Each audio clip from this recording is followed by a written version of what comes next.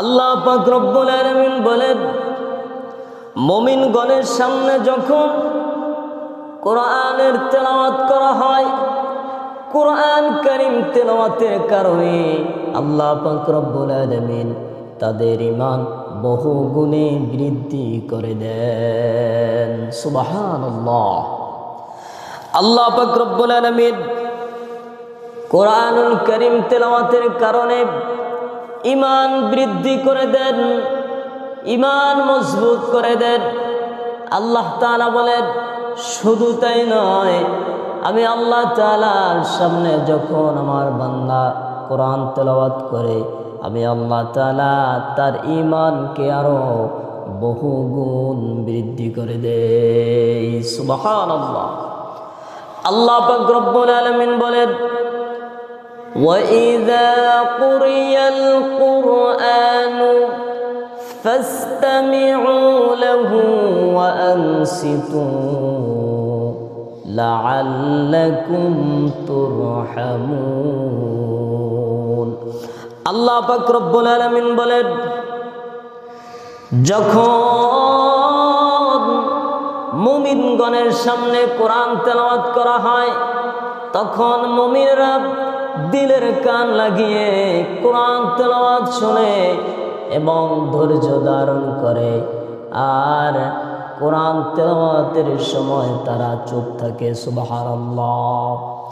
যখন কোরআন তেলাওয়াতের সময় তারা চুপ থাকে, মনোযোগের সাথে আমার কোরআন শুনে আর অঝর দ্বারায় চোখের পানি ফেলে আল্লাহ পাক রব্বুল আলামিন বলেন, লাআল্লাকুম তুরহামুন।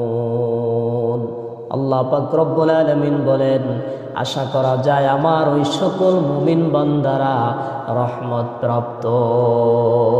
সুবহানাল্লাহ। আমার বন্ধুগণ,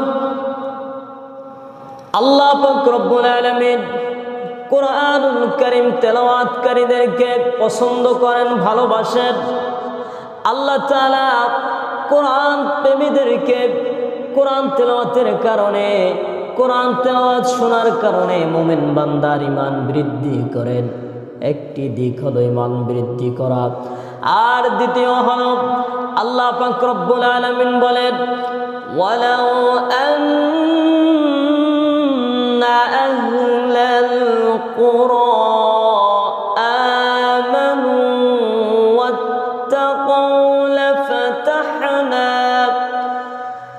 لفتحنا عليهم بركات من السماء।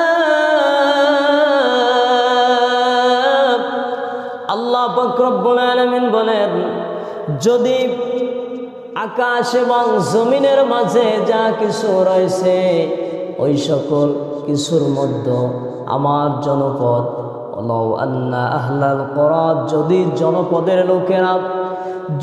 জনপদের লোকেরা তাকওয়া অবলম্বন করত এবং ঈমান আনত, আল্লাহ পাক রব্বুল আলামিন বলেন, তাহলে আকাশ এবং জমিনের মধ্যে যতগুলো আমার রহমতের দরজা আছে, সবগুলো রহমতের দরজা খুলে দিতাম।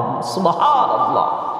আল্লাহ তাআলা সবগুলো রহমতের দরজা বান্দার জন্য খুলে দিবেন।